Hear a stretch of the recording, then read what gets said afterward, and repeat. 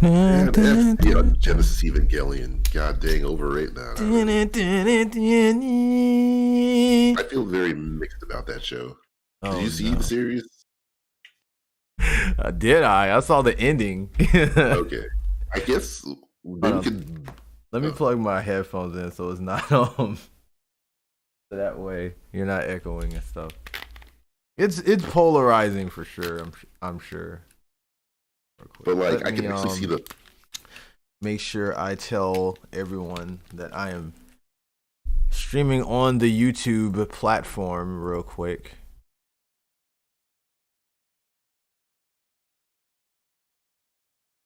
No, but continue on with your rant about the the ending of Evangelion. Yeah, because that jump was kind of a thing.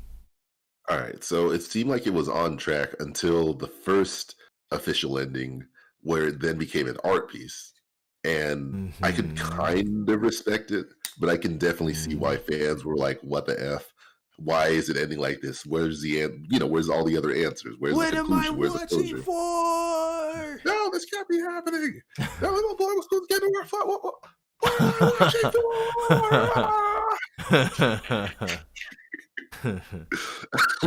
for? But so I could see why the fans would initially get upset about the first ending. That was just pretty much like hey, let's talk this guy through therapy, and he figures that's a stage show, and let him figure it out himself. Then, like, congratulations, yeah, the world is still effed, but at least you're happier with your life.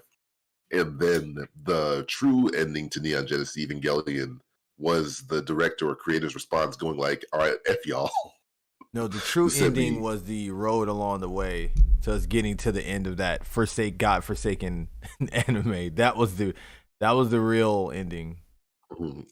That's your sincere response or a jokey response? That was a joking response, but no, I agree with that, and that's also why I don't like Guilty Crown, because Guilty Crown has a very similar ending to Evangelion. I think Evangelion is a good anime. Don't get me wrong; it deserves its props. However, it does have its problems. Yeah, like it just felt like the ending, the official second ending was just spiteful at that point. And I think they even made that point too when they were showing like that audience in the crowd that was just like confused and angry. And I think there was like also Japanese like fan letters that were also disappointed in the ending. So I think he said like, all right, y'all didn't like the feel good happy ending. Well, then guess what? Everyone literally dies. Oh yeah, I remember that one. That one was creepy. Yeah, and then like literally dies. I don't know. They lean too hard into like what's his face's misogyny at the end of it, where it's like, where did that come from? Especially considering like it was more he had daddy issues, not mommy issues. Although, I guess it's that's right. But the robot fights were cool.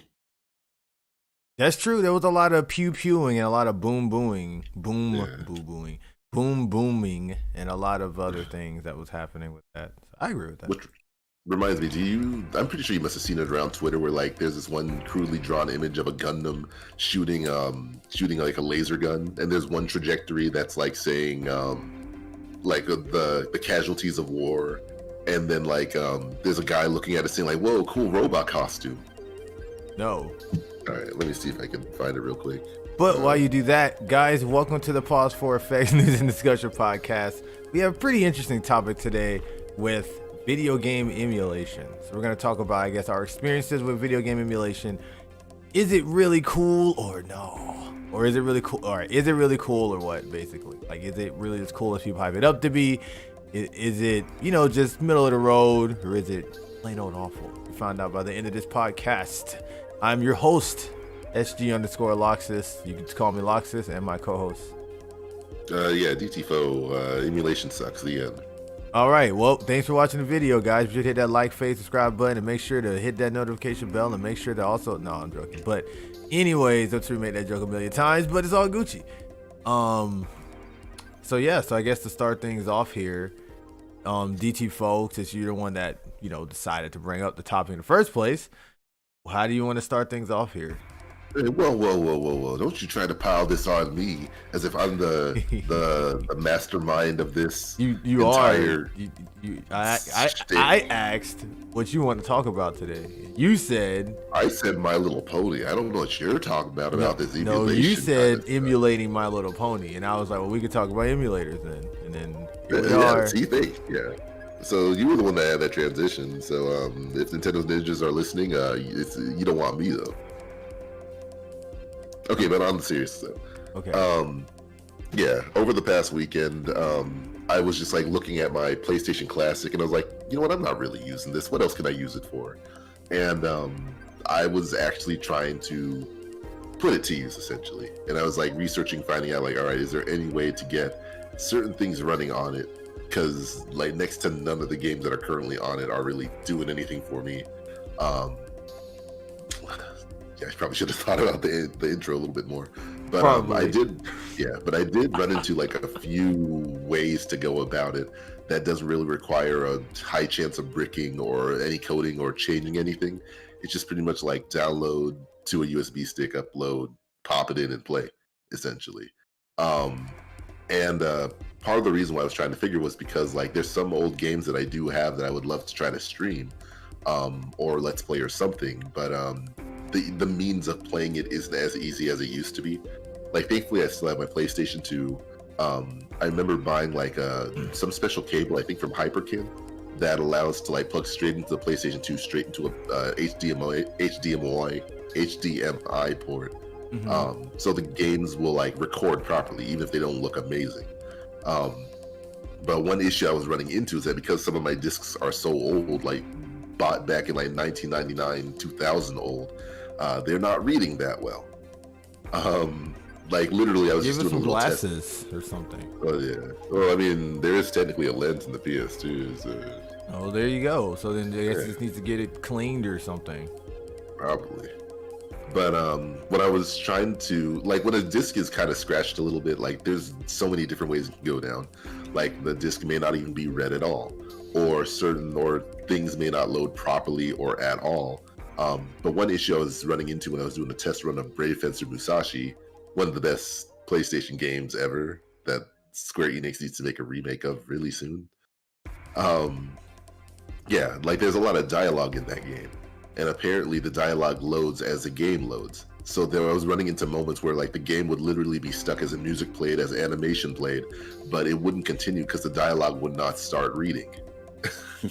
And I was like, yeah, I can't. I'm not going to be able to do like a on disc run of this game if I try to stream it. So I was looking into other options. I could do PC, but one of the test runs I did on PC was that like some of the music dropped. And one of the most iconic moments at the beginning of the game was like a wacky runaway from the giant statue scene. And if that's not playing, it doesn't really set the tone or energy of the game. So eventually I stumbled on to um, giving it a shot on the PlayStation Classic, and it works pretty well until I ran into another issue, which was generally setting up the controls and making sure that worked. Um, so I'll pause there real quick. Any opinions or thoughts on that, Loxus?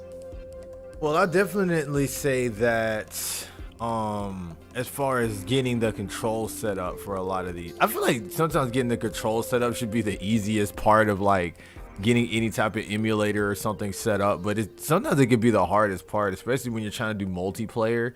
When I get into that, once I get into my section of things, but that's all I have for that part, at least. Okay. Everything else sounds like, the typical I guess old school to new school kind of, like, I guess emulation setups, I guess you could say. Yeah. So I won't say which emulator I am using on the PlayStation Classic, but I will say it's very, very versatile and a very, very clean interface, which is very surprising because the last time I remember using emulators, they can be a little bit clunky and chunky, essentially. Like when I was looking up like top emulate PlayStation X emulators in 2021, like what I used to use was like EPSXE, and that's nowhere on the list anymore. There's like all other kinds that have like pretty much kicked that off the list now. I remember so that. Yeah, I remember that one. Yeah, it's that old, which is like what makes it partially funny. So like, it makes sense because it's that old and I'm old. Is that what you're saying? That makes sense. Than you. Huh? I'm older than you. That's besides the point. What's the matter? You're not comfortable about the existentialism of our lives? That for every waking moment of every word that passes, time passes, and we get older to the ever-ending march towards. All right, tinfoil guy. Anyways, that's real life. I'm not crazy. I'm not crazy. Anyways, so yeah, shoot, I was about to make a joke about a conspiracy theory, but I was like, oh no, that's a little bit too echoed in real life. Yeah. You don't want to be an echo fighter. Yeah, I'd rather be they don't have a word for the main fighter. It's just echo fighter and then the regular fighter. But yeah, emulation. What else was I on that about? I don't know.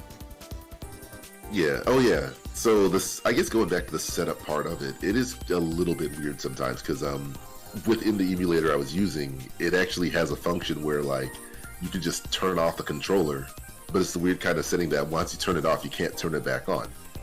And it's also setting that like no other controller plugged in will be able to operate it. So like if you accidentally run into that issue, you have to like more or less start fresh all over again with the emulation. So that's a very cool, clever, idea to set up in there. But I think the deeper I wind up diving into setting up an emulator and a ROM, the more I realize like, it would be a whole lot more preferred if these companies would just give us the games we want to play now, so we don't have to go find them through other means or more expensive means. That's true. But that's also where my morals kind of stand when it comes to ROMs and emulators too. Is that like the general what? God, to get to your morals, no, I'm joking. Okay, because I think I think it's like a general agreed upon rule is that it depends on the availability of a game. That like if it's a game that's no longer in production that you can't just easily go into a store and buy or go online and download, then like I think it would generally be more free reign. Like I showed you the game some years ago, but like I'm not sure if you remembered, it's that Looney Tunes game on Game Boy. I think I remember that. That sounds vaguely familiar, yes.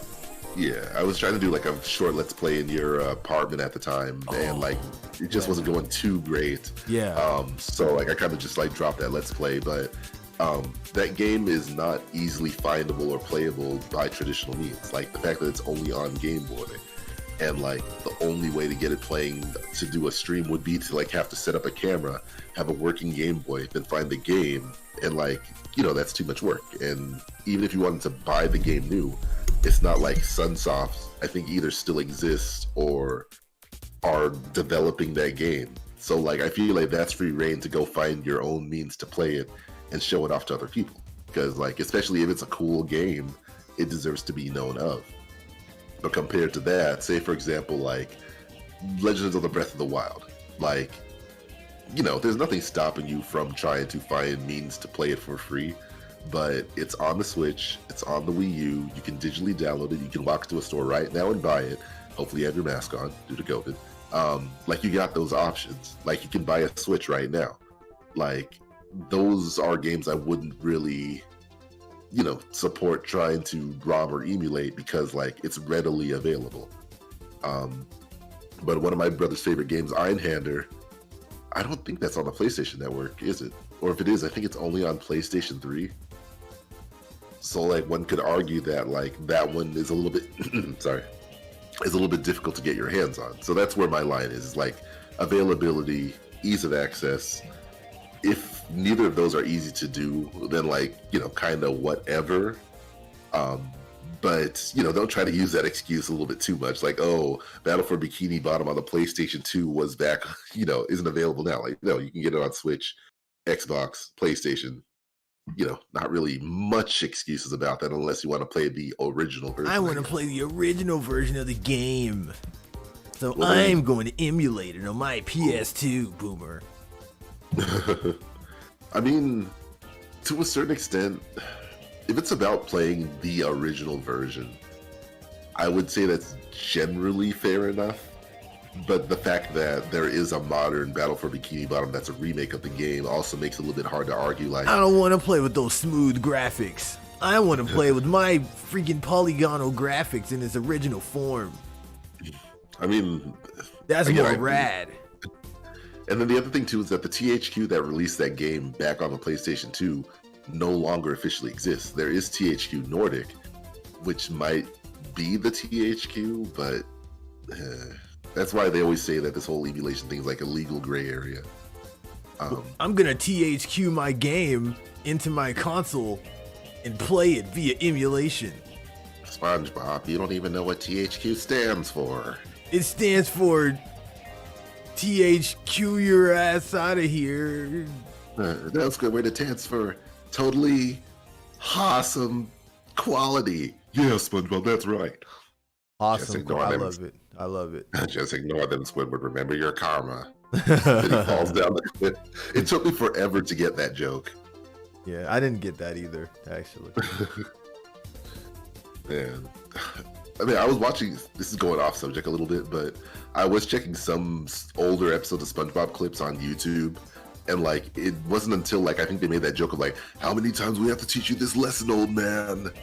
And the old man responds like, I love talking to the young people. And I realized like, wow, it's pretty much a kid's version of The Simpsons at the time. Pretty much. Yeah. Any thoughts real quick before I continue? No, you're right about that. Yeah, I mean, I remember that scene being kind of, I don't know, like I don't want to say dark, but like it was just, I thought it was kind of it made me uncomfortable, I guess. Because I mean, I get it as a joke, but it was just like, I just remember it making me uncomfortable when I was young. Like, hey, they're bullying this old man. Like, what the heck? But yeah, no, it's because they thought they were beating up. He was beating up SpongeBob. Yeah, I get it, but he's innocent, so it's messed up. That was my little kid mind. Yeah, no, okay, I can definitely see that then. But the reason why that joke specifically stuck out to me as it's so reminiscent of The Simpsons is because like in The Simpsons they also have like a old man who gets kicked around a lot, named I think like Hans Moleman, who very much does that old person voice, like that frail old man voice, like like they broke my shins and that kind of stuff. But one of the more twisted jokes was that like, look what the water did to that old man. He said, I'm 27. Oh, it was like, oh god. Oh no. Next, all right, back on topic. Okay. With the emulations, I don't even remember. Oh yeah, we were talking about all right. So I did have something I wanted to say about what you were mentioning about emulation in terms of like, or I guess like when is the proper, I guess the morally proper time to go into emulation, I guess. I'll say for me, the first time I ever used emulation was for Kingdom Hearts Chain of Memories. And you actually introduced me to that as well, to the VGA. So, if I get arrested, get him too. He taught me. But anyways. You don't have the proof. Anyways, we ended up, that was the worst engine. Your engine must have been, you ain't getting nowhere with an engine like that. But what I was gonna say was that we so Kingdom Hearts Chain of Memories wasn't gonna come out for I think like another year or so, and like I was really hyped to play Kingdom Hearts and I really wanted to play a new one really bad, so I actually went out the way of downloading the emulator to my computer at the time. Of course I couldn't understand anything that was going on because it was all in Japanese. So that was an adventure, but I guess in that particular case, I didn't have access to the game, but I would have if I had waited a year. What are your thoughts on that?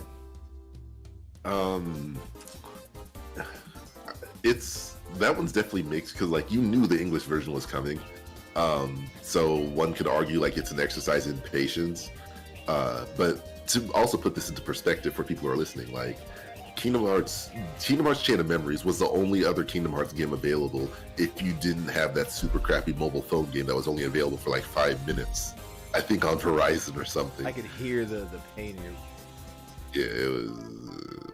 I don't even think I played that game. Oh, that mobile game was, I think the original coded, and then they did Recoded later down the road, which was a remake of that mobile game, I think. Oh, yeah, you're right. That's what that was.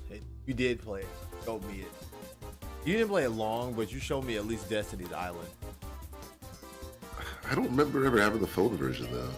Had it. You had it on a flip phone.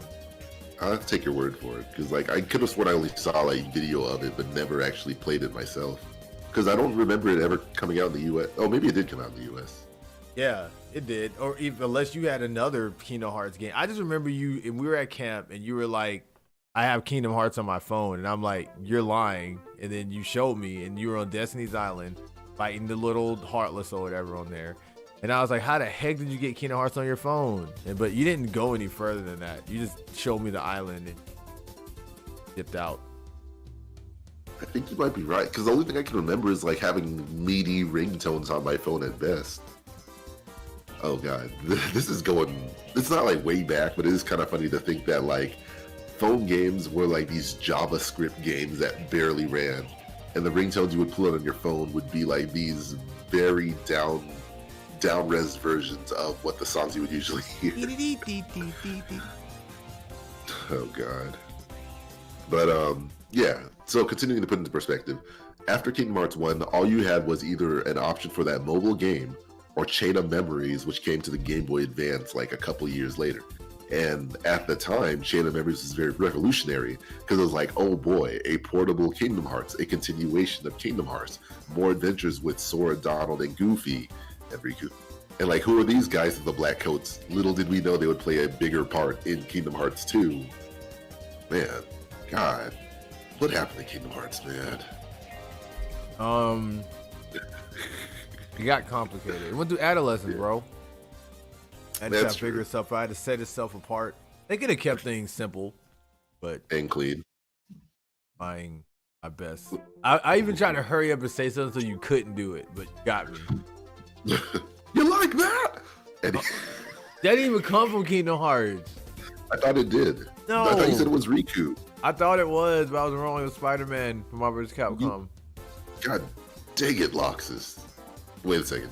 We could remedy this. Are they voiced by the same characters? That I don't know. It's possible. Oh, wait, which Spider-Man? That's the important one. Marvel vs. Capcom 3? Let me see. I don't think so, though. The dude who voiced Riku on Kingdom Hearts has done other Disney stuff. He's also the guy that played Richie Rich in the one Christmas movie, and he was in Seventh Heaven. Oh yeah, I forgot that the original English Kingdom Hearts voice actors weren't they like essentially Disney like channel kids at a time? No. And I say that because I say no because all right, when we think of Disney Channel kids, I'm thinking like Lizzie McGuire, Corbin Blue, like all those High School Musical people, like the generic sitcom kids.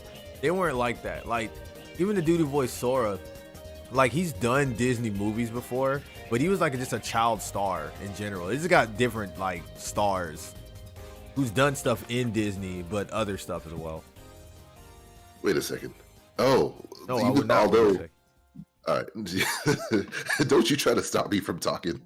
Anyway, apparently the guy who voiced Spider-Man in Marvel vs. Capcom 3 didn't voice Riku, but he did happen to voice young Hercules in Kingdom Hearts Birth by Sleep. Who cares? Gotcha. I'm joking. No, but it is interesting though. He still had a part. Baby. Anyways, with the emulation thing, I was gonna say that yeah. So that was a trip. I didn't find waiting for that game, so I emulated it. After that, I kinda sorta may have just emulated just to do it after that because I had a lot of power in my hands. However, it wasn't very easy to do because computers back in the day was not the best. So I could only do but so much before it was like, yeah, this kind of sucks. I think I'll just wait till the games come out on my Game Boy Advance because I would think I would have just that, and it wasn't very easy to get a bunch of games. I guess like now you can just find every Game Boy Advance game in existence, but like obviously not every single game was available, to just pick up back then. Yeah, I always felt like the limitations of what you could emulate was based off how powerful your computer was, which you more or less said. But like I felt like Game Boy Advance wasn't a big problem because like it was more or less a Super Nintendo at that point. It was, but my computer was just that. Dude, I couldn't even watch YouTube videos on my computer, bro. Oh man, I saw those Naruto Shippuden fights you were watching back Cap. then. Yeah, I was on my Wii U. I mean, that was on my Wii. Cause we were in my room. Okay. We were in my. I didn't have a PC in my room back then. That was definitely on mine. That was on my Wii. That's a shame. I had to resort to the Wii's YouTube channel because my computer couldn't run Naruto. We had like 2 megabytes of RAM. Man, 2 megabytes of RAM. Wow, big spender. Wow, man. Geez, you want some caviar with that Chardonnay? You being like 15, 13 years old at the time. That yeah. Or 12. Yeah, it was definitely I think we had like 2 gigs of RAM. Yeah, it's man, I hate getting this kind of level of nostalgia, but like it is crazy to think that within our lifetimes how far technology has come. Yeah, like smartphones literally did not exist when we were kids. I hate it. But yeah, what else? Yeah, one of the other reasons why like I'm always kind of hesitant when it comes to certain levels of emulation is, as you've also said too, is like the amount of power you're given. And I remember we talked about this on the podcast before, that back when we used to have those Ace cards for the Nintendo DS. Yeah. And in my mind, it was always like, all right, I'll download these games now and I'll buy them later. But later never came to buy. So it was like, it was just going a little bit too crazy with it. And I did feel bad because, like, you know, even though Nintendo's people love to use the whole like, oh, who cares? They're a multi-billion or $1 million company. Who cares if 1 or 2 people, emulates? But the thing is that like, it's when everyone's doing it when the company can no longer ignore it. It's when the secret club is no longer secret. That's when it becomes a problem. That's why that's usually my biggest argument for why you shouldn't really be publicly suggesting to people like, oh, just emulate it. Who cares? Because it's like, on the other side of the perspective, it's like, what if you were that creative professional who sunk, your heart, soul, and time into a production, in not for the sole purpose of making money, but you know that you kind of got to make some of that back for that time you've given, because you still living your life, you still have bills to pay and stuff, and people only looked at you as like, oh, you work for a big company, who cares, kind of thing. That's the outlook I'm usually not a fan of.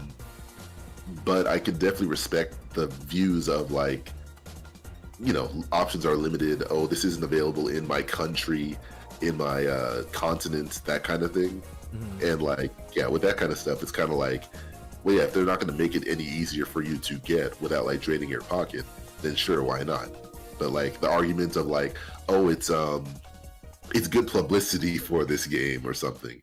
It's like, it's Mario 64. It doesn't need any more publicity. That wasn't the best example, but you know what I'm saying, right? Yeah, I get the general direction you were going with that. Like, just basically that, people are just like, well, I can justify what I'm doing because this company won't, this company's so big. I'm such a small person.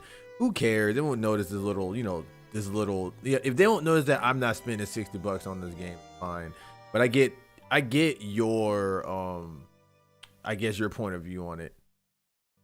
Yeah, that essentially $60 adds up if you multiply that by 10, 15, 100, 2,000, 2 million, essentially. Yeah, I think it's interesting though. I can't remember who that guy was in a video. They were talking about, it was somebody who did another collection. I don't know who it was, but they were basically talking about how emulation should be cherished. Something. It was actually a video game producer. Actually, I don't know who was it. They're talking about how, was like, it Gabe Newell? Maybe. What game did he do? Well, he's like his company is like Half-Life and Portal and that kind of stuff. They also own Steam, but I forget the original name. I don't know. I don't think it's him, but you actually be surprised how many. But then with emulations, which I find interesting, is that they actually a lot of companies actually use emulations on their console. Like the Mario All-Stars collection, those are emulated, whatever. Now, I mean, I get it's not the same as us just pulling it up on our computers and just willingly doing it. But I mean, like, because people just think emulator and just automatically think, oh, cheap, oh, bad, piracy, essentially. Basically. But companies use emulations and themselves. But it also becomes annoying when, you know, like in the same vein of the Mario collection where you have emulation and there's so much you can do with emulation and then you don't do it. You just kind of just slap it on there. Like, for instance, the same emulator they're using for Mario Sunshine, the same one everyone else is using on, you know, on their computers, but they can just use, you know what I'm saying, they're able to push the game up to 60 frames, they're able to make it 1080p and do all that other stuff that you know, that Nintendo couldn't even. That's what I'm not trying to make this the us versus Nintendo at games specifically. That's a whole nother topic in itself. But just the thing that, like, with emulators being so customizable, you know, they had the opportunity to do that, and that's an example of a company using emulation and not even could do in a good way. But yeah, so that does actually open the door for another question, which is like, how far can the justification go where the company isn't doing enough, even if they allowed you an option to buy that game on modern consoles by modern standards? Like, because I feel like that could also be twisted one way or the other. It's like, yeah, it's available on Switch, but it doesn't allow me to do ultra widescreen, so therefore I'm going to just emulate it. Okay, so I get that. That's a stretch of an example, by the way. Gotcha. No, I get that. No, but what I was gonna say was that bro, I was gonna say. Mm-hmm. Oh wait, okay, I got it. What I was gonna say was that you, with that particular situation, you know, there's some people that's just like, I have to have my games like this, that, and the third. I think it's more than just the game needs to be widescreen. I think it's more or less the principle of the matter, honestly. When it comes to things like that, a lot of people try to target the surface level things, and a lot of times there's like a principle behind it or whatever, and it's the fact that, once again, is that Nintendo are trying to sell us these games at full prices, but they're not willing to go the extra mile that we are capable of doing for free. So I mean, when you think about it from a logical standpoint, why would we pay $60 for these games when I can just play it in better quality on an emulator? You know, that's where the question comes in with that. And then it's like, I understand preservation. I understand now we, you know, with the argument of emulation and the fact that, hey, the reason why we're emulating is because the game isn't available, but here the game is available. However, you know, it's just not, it's so hard to explain, but I guess the best way to say it is just that it's more to it than just the game needs to be 60 frames per second, have all these bells and whistles, and needs to be this HD remake that Nintendo spent 3 years to 4 years making from the ground up. I think it's more just like, you're selling us games, these emulators per se, for full price, when we're like, again, I guess to reiterate, we're able to actually get better quality, get more out of these games for a cheaper price.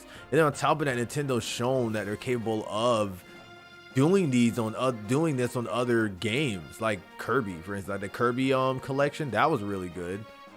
I don't remember that Zelda collection, how good that was, or that was just a bunch of games slapped together. But I mean, the Zelda collection was a bunch of games slapped together, but the presentation was pretty solid. Yeah. And it also included a demo of Wind Waker before Wind Waker came out. Oh, well there you have it. So it just felt like that particular collection was just super lazy. But yeah, like I said, I'm not here to beat up the collection, because again, it's funny I say all this because I'm just kind of speaking from just like, I guess, an objective view. But from a subjective standpoint, I like the emulator. Honestly, I didn't mind paying $60 for it. I didn't feel like an idiot for doing it either. You know, I played through Sunshine and I enjoyed it. I hadn't played Sunshine before that in years because I tried actually emulating the game, but I guess I wasn't using the right settings everyone else was using, because my game was still running at 30 FPS and, you know, having all kind of other issues. I enjoy being able to play it on my Switch. Like, I can just boot it up right now without any hassle right there. I like having Mario 64 just there to play, and I enjoy having Mario Galaxy. Having a good, oh crap, I'm going into this, and we're not supposed to be talking about the emulation part. Long story short, with that particular thing, I don't think the collection was that bad. It could have been better. Oh yeah, of course, I agree. It could have been better. I was jumping down a rabbit hole, totally off subject. I just thought about. Yeah, it's a hard thing to talk about, like, without getting too deep into, like, the level of, like, condoning it, essentially. Hmm. Um, and, like, I think people often heard me joke about, like, the views and expressions made on Positive Effects, XYZ. But, like, this kind of goes back into that, like, secret club mentality is, like, um, you know, if, if, if you're suggesting people to do it, then more people are going to do it. But then that will only bring more attention to, that's only going to bring the eyes of the big guys who are legally obligated to shut that stuff down, like, in your direction. That's part of the reason why it's not a good idea to just say, you know what, if you don't like what they're doing, just emulate it or whatever. It's like, that's saying the quiet part out loud. Like, don't do that. Even if you feel it's morally right to do that, they are legally right to shut you down if they have legal standing. That's why, like, they were going after some of those ROM sites and emulation sites, like I think even last year. And it also does raise the general concerning question of, what about archiving video games? Like, if they're never going to sell this game ever again, and there's no easy way to buy it without shelling out hundreds of dollars, how do people enjoy this piece of medium? And ironically enough, that's where politics would come in. And yes, I can already hear the collective eye rolling from anyone who might be listening to this. But, like, the general idea is that if something matters to you enough, it's best to get it's best to get some or some politicians on your side to support that. Like, there's so many politicians who jumped on the idea of, like, video games are driving our kids crazy and making them violent. Like, turn that power to good and say, have someone, preferably one of the younger politicians who are up on Capitol Hill, support the idea of archiving and protecting old games, or at least, like, getting rid of some of the legal gray area that will be on people's side to play these games or emulate or whichever. Because, like, I'm trying to think of one example, like outside of Nintendo, let's say Sega, for example, they do a pretty decent job of making sure a lot of their Genesis games are available almost for dirt cheap because no one wants to play them. But at least it's there. At least like, it's there. Yeah, they're releasing a collection every so often. That's the other thing I was going to tell you about with that Sega Astro Arcade Mini that I got. That does a really, really good job at, like, trying to preserve a lot of the old Sega arcade games. Obviously, that itself is an emulator because it's, I didn't buy the original arcade. They repackaged and reprogrammed everything. It has additional settings and stuff that makes it run better. You can plug it directly into HDMI. It can run off a power brick. Like, it's a cool little device. But not every company is going that extra mile for all that stuff or doing that kind of effort at all. Even Activision or Blizzard announced, like, a Blizzard collection of, like, 3, I guess, classic arcade games. But I guess they were either before my time or just way off my radar, because I don't remember any of them aside from, like, Rock and Roll Racing. There's something about Vikings or whatever, but, like, I feel like those games are forgettable. But the funny thing, too, is that it's a $20 collection for just 3 games, which may have, like, maybe 2 or 3 different variants. What's another example? There's the Capcom Arcade Stadium, I think they recently released, that you can download free to play. And I think up until, like, maybe day after tomorrow, as of this recording, the 25th of February, you can actually download a free copy of their Ghost and Goblins or Ghost and Ghouls arcade game. But then you can spend, like, $15 for 10 arcade games from Capcom. So those options are always great. But, like, say, for example, what about if you ever want to play Mega Man Legends and you don't have a PSP or a PS3 anymore because they're not being developed and not officially sold by PlayStation anymore? How would you access them if you really wanted to? I guess you wouldn't be able to at that point. Yeah.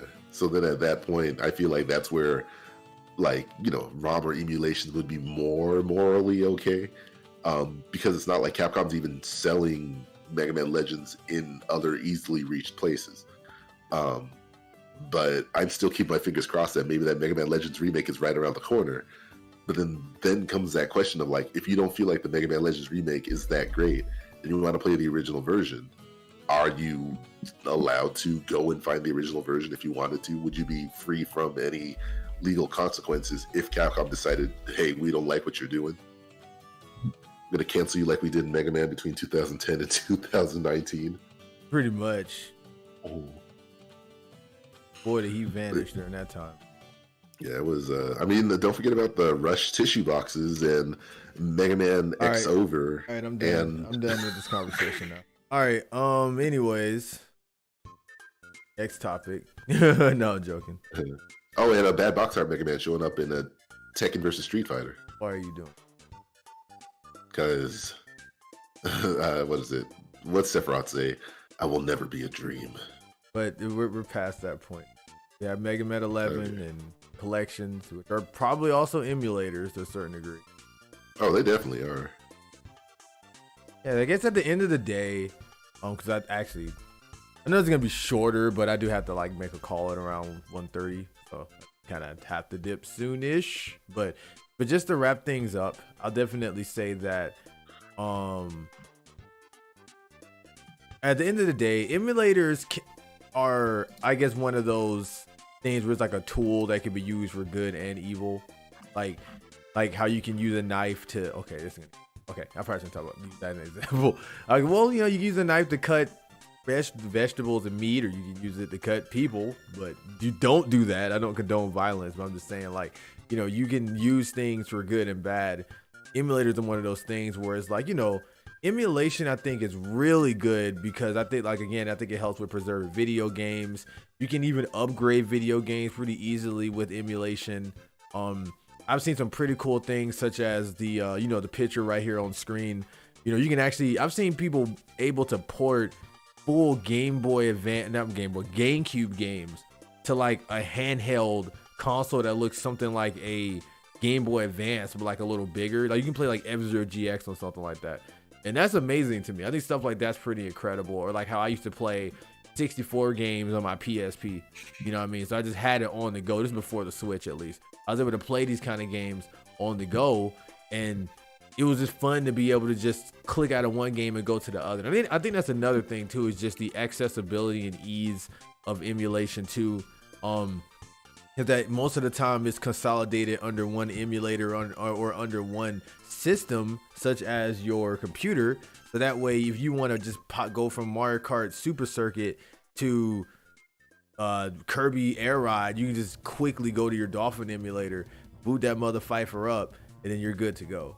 I say the most complicated thing about emulation, in terms of like, I guess, doing it on your own, like going on the computer or something like that, is more than likely okay. So but what I'm gonna say is, thank goodness we have guides out there, because we didn't have people with these guides to make, and I guess people always making these things, I guess, user friendly.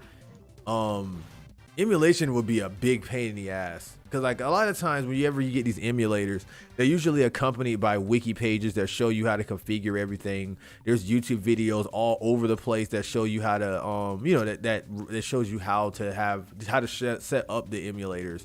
And even like, and they'll even have like the exact drivers, the exact files, the exact executables, everything you need in order to run your emulator in under maybe 10 minutes or whatever, which I think is really awesome. And then from there, you can play around with settings yourself and then maybe get somewhere where you want to get to with it. But for the most part, they've consolidated things down to like something really amazing and really simple as far as emulation goes. And I think that's really cool.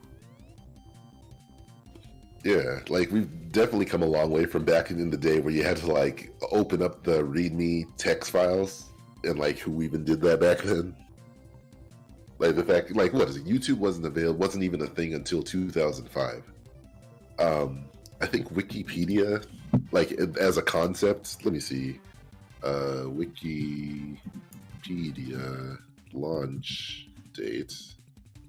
Apparently, Wikipedia didn't exist until it's been around since 2001. So, yeah, but that's Wikipedia, not wikis of like the, fan kind and how to. That's true. So, man, what a time to be alive. What a time to be alive. I don't remember the rest of it. Yeah, well, I was referencing The Simpsons. There you have But yeah, don't you have a call to make, Loxus? I do in a little bit. You snarky Okay. mother. But Aw. But at any rate, guys, thank you for tuning in. I know this one was a little shorter, but we were kind of like focused on one topic. But I think we got enough out, that we needed to. Unless you had something else you want to say, DT Fold, in the next maybe 10 minutes or so that we have here. I honestly, there's not really too much I can really think of this week, but I'll definitely have more content next week. Dang. Oh wait, actually, there's because the new Tom and Jerry movie, which I think is gonna suck, is coming out at the end of this week. They actually released 2 special shorts that's available on HBO Max, and what brand shorts are they? They're Levi. No, they're Fruit of the Loom. Fruit of the Loom. Okay, guys. Yeah, but they make shorts. I thought it only made undies. I mean, you never know at this point. Gotcha. All right, now go ahead. Like, what do you mean Nintendo makes hamburgers? Get the heck out of here. The shorts keep the energy of the classic Tom and Jerry and even use some of the old sound effects. Has a lot of the same slapstick that you don't really see that often in modern cartoons. Only because, like, when you think about it, like when you sit back and think about some levels of slapstick, you wonder, like, how in the world did they get away with like that level of violence? Or that kind of borderline grotesque showing of violence. But yeah, cartoons were different back then, and like they're keeping some of that energy now. They're definitely a recommended watch. I don't think they're as amazing because they tried to emulate the legacy a little bit too hard, but that's also what made Tom and Jerry special back in the day. So yeah, if you got HBO Max or any other means, you could totally check it out if you have the chance. That's the only side that I got. Well, all right then, guys. Well, on that note, I guess we will peace the heck up out of here. Thank you so much, everyone, for tuning into this episode of Pause for Effects, and we'll see you guys next week. Oh yeah, check the description below for the links to our social media. Mine is SG_Loxus, Twitch is Loxus_TV. I have links for those below, as well as my Discord, and for DTFO. It's just at DTFO on Twitter. Again, I'll get other stuff up and going one of these days, but not today. Not today, huh? Yeah. But all right then, guys. You guys be easy and breezy, and if I'm streaming tonight, I'll see you guys then. Bye.